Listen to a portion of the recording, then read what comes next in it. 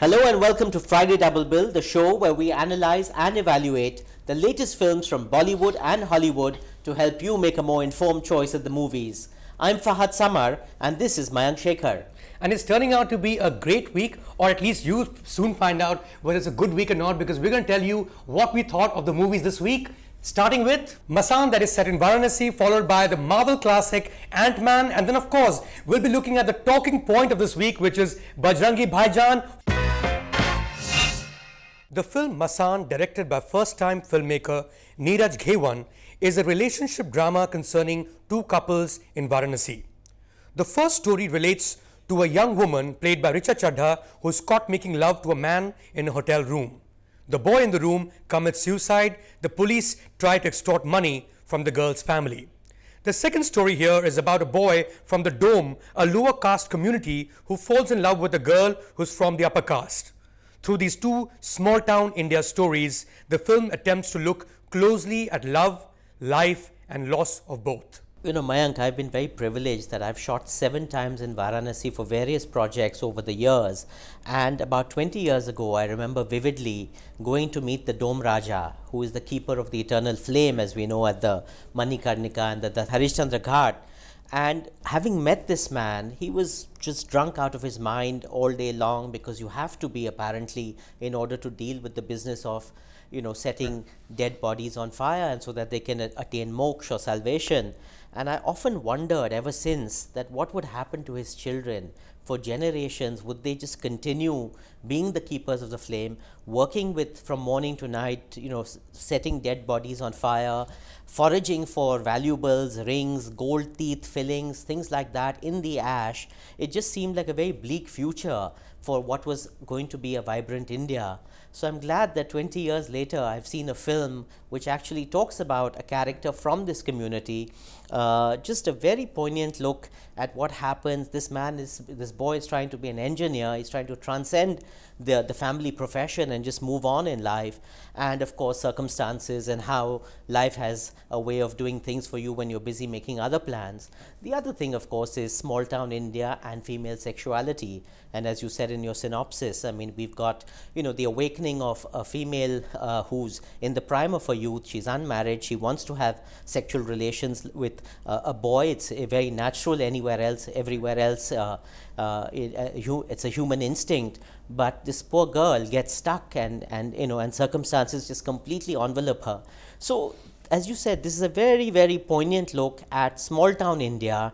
And there's that wonderful saying, ki jitni choti jagah, utni choti soch. And I think this is very, very emblematic of that. No, I completely agree with you. I think small town India has been shot, and especially Varanasi has been shot by so many filmmakers, so many photographers. It's almost a cliche now. Now, to take a city like Varanasi and actually not see it in the exotica that we always know it from, but actually see it from the perspective of people who live there, people who work in those ghats, and tell a story that is so true. It's almost written from the perspective of those characters rather than the outsiders look into the situation. I think it's a brilliant piece of writing to start with. You know, not just that I remember the whole film. We saw it, of course, much before. We saw it on Monday, and it's a Thursday that we're shooting this show right now. But I even remember my expressions while watching the movie on the front row. You know, very stern expression, because there's a movie that has a very dramatic start. You know, like what you would think as the climax of the film is actually the first scene of the movie, and at no point does the story ever waver from there on.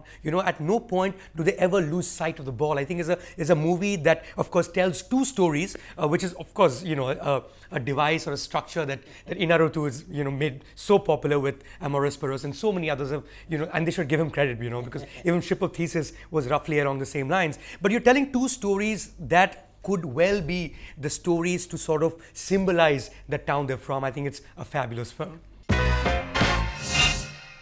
You know, Mayank, I think that as far as this kind of film is concerned, which again is in that genre of good, meaningful world cinema that touches chord, has resonances, the fact that this film has picked up 2 awards at Cannes is symptomatic, emblematic of the fact that it is clearly appealing to a pan global audience, and I think that is, as we have always maintained, the mark of a really good film. My problem with the film, and I think the oh my god moment, was that I found that it worked beautifully as a character study. I think it worked beautifully as a social document on the mores and the foibles and the small town India. But in terms of the sheer plotting, I saw those plot twists coming a mile away, and I was hoping that they would not happen. Now, obviously, I don't want to give it away for the audiences, but I found that was rather contrived and slightly amateur. But even having said that, this is a first-time, filmmaker who's got great glory, not only for himself but for the country, which otherwise sends Bollywood actresses to walk the red carpet for endorsing cosmetic products. So we're finally winning some awards, and therefore more power to them.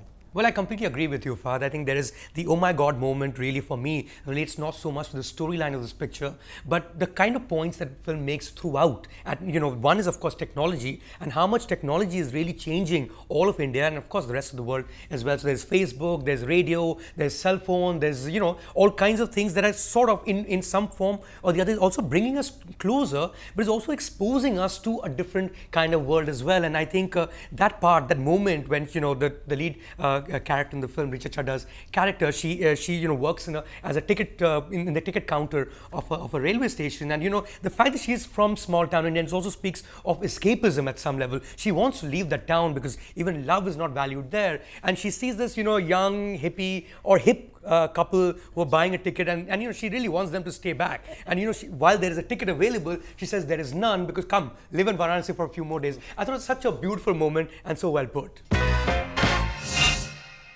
If you're in the zone for a movie about life and death, of love and longing, then I urge you this very weekend to go and see Masaan. It's a beautiful film. In my opinion, it's not a great film, but it's a very good film, and that should certainly be enough. Well, this is a kind of film that film buffs have made critic-proof already. It's already picked up prizes, but that's not the point. The point is it's a great film, and I think you must catch it over this weekend. Armed with the astonishing ability to shrink in scale but increase in strength, master thief Scott Lang, played by Paul Rudd, must embrace his inner hero and help his mentor, Dr. Hank Pym, protect the secret behind his spectacular Ant-Man suit from a new generation of towering threats. Against seemingly insurmountable obstacles, Dr. Pym, played by Michael Douglas, and Lang must plan and pull off a heist that will save the world. And of course, helping them is an army of ants. Well, I think we must let the viewers know right away this is not exactly a blast fest in the same way that you would say watch an Avengers Age of Ultron or catch a film like Iron Man, which is a great thing from my perspective because I'm not a big fan of 2 hours of nothingness and just things blowing up all over the place. Second, it was the first time I was watching an Ant-Man film in the sense it's not a character I've grown up with, and I like the fact that it actually starts from that point. It starts from explaining exactly what an Ant-Man is, and a child in me actually believes that you could actually have a character like this in real life because you can have bonsai, plants, and why can't you have a bonsai animal and therefore a bonsai human being as well? Of course, this is not bonsai, it's really, really small, really tiny, but that lends to the whole humor of the film, of course, and some great writing also I felt. And yeah, I was quite satisfied. What do you think? Absolutely, Mayank. The fact that this is a Marvel film, almost 2 in a row, that doesn't take itself very seriously. You had Guardians of the Galaxy, which was such a wonderful spoof of the entire superhero, pantheon. Over here, you've got the most unlikely hero. You've also got the most unlikely actor playing this hero. Paul Rudd has made a career playing that soft, lovable, slightly doofus, romantic hero. So to have him being Ant-Man, a bona fide Marvel hero is itself very creative and fresh casting. Coupled with that, I don't think at any point the film takes itself terribly seriously, and that's the joy of it, that we're just allowed to go along for the ride. You can imagine there are spectacular special effects, fantastic visual imagery, all of that combines to give you a rollicking 2 hours roller coaster, I thought. Well, yes. Well, I couldn't agree with you more, Fahad. Firstly, because the time that you actually see Ant-Man and the first time he actually appears on screen, which is on top of a round table, the table that DJs use for music, and so it's right over an LP, is a fascinating moment. And then jumps across to a discotheque, and therefore you see all these huge women with heels, or the heels itself. So I mean, that is the beginning of the film. Of course, that happens much later, but I must let the viewers know that they should not leave the theater until they've seen even the end of the closing credits, because apparently there's a scene also right towards the end which I missed, which my friends have told me about, so which also means that I'm giving you, or at least I'm telling you, that you must catch the film all the way till the end in the theater, of course. Well, I was in no hurry like Mayank to escape the theater. I did sit through the credits, and yes, it's worthwhile sitting to the end because there is a teaser for something new to come. That's the joy of this entire superhero universe. Something or the other, they've got it all mapped out for the next 20 years. As far as I'm concerned, देखो, theater में देखो और अपने बच्चों के साथ देखो. Bajrangi Bhaijaan is a Salman Khan starrer where Salman Khan plays Pawan Chaturvedi or Bajrangi Bhaijaan. Chaturvedi ji is essentially a peace-loving vegetarian Brahmin Bhakt of Lord Hanuman. He doesn't come across as particularly ambitious and lives with a family friend in Delhi whose daughter, played by Kareena Kapoor, he wants to marry. But this film is not so much about the life and times of Salman Khan's character as it is about the mission he has to accomplish. Chaturvedi ji finds a little lost mute girl from Pakistan. He makes it his life's goal to unite the little kid with her parents back across the border. This is the journey that the audience takes in this film, directed by Kabir Khan and produced by Salman Khan himself. Mayank, I remember it was a year ago, it was Eid, and we were witness to the atrocity that was Kick.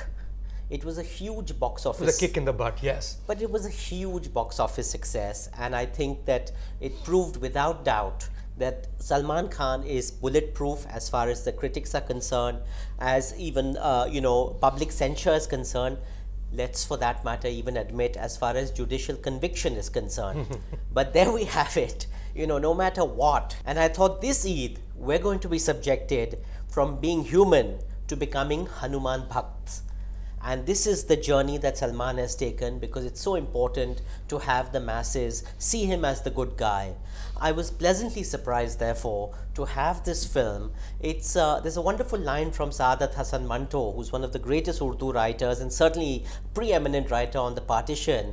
And his one line sums up for me what this film is about. It says, "Qaumo ki bunyad mazhab par nahi banti." And I think what they have taken 2 hours 40 minutes to tell us was delivered in one line with Manto. Lovely journey, extremely emotional. You're mildly manipulated from time to time, but you know what? This is that time when you submit to the process, and I think I actually had quite a good time with the film. What about you? Well, I think this is what I would call a crossover film, Fahad. And I don't mean this in the way that the word crossover was used, let's say, last decade, which was essentially a certain kind of multiplex cinema, because I think by now it's been established, thanks to Salman Khan, or no thanks to Salman Khan, there is no such thing as single screen cinema or multiplex. I think people tend to love the same kind of film and the same kind of blockbusters. But I think here I mean crossover in terms of you don't have to be a Salman Khan fan to actually love this film. I think it reaches or appeals to audiences outside of his core domain, which is great to know, because I'm not that Salman Khan fan, as you might know, or all of us know in that sense. The other thing which is very beautiful, and the reason why I call it that is Kabir Khan. I think even Ek Tha Tiger, while it was a Salman Khan movie, had a certain detailing about it, had a certain voice that he, a certain message that he was trying to give, which is also the case with this particular picture. I think just because you're making a blockbuster, and of course there'll be melodrama, and of course there'll be songs, and of course they have to be mindful of the scale, but that doesn't mean that it has to be a film that is completely mindless. And that was a good thing about this film. Second, of course, is the fact that while you go in for a Salman Khan movie, you step out, but you think also of Nawazuddin Siddiqui. I think he did a fabulous job for the 5 or 10 minutes that he was there on screen, and the little girl that this film is essentially centered on, who I thought was beautiful and a lovely actor. Well, obviously, Nawazuddin Siddiqui, last year in Kick, he stole the show from under Salman. This year, in this film, he's got a very good role. He does it with aplomb. I mean, he's really come into his own as an actor of great consequence.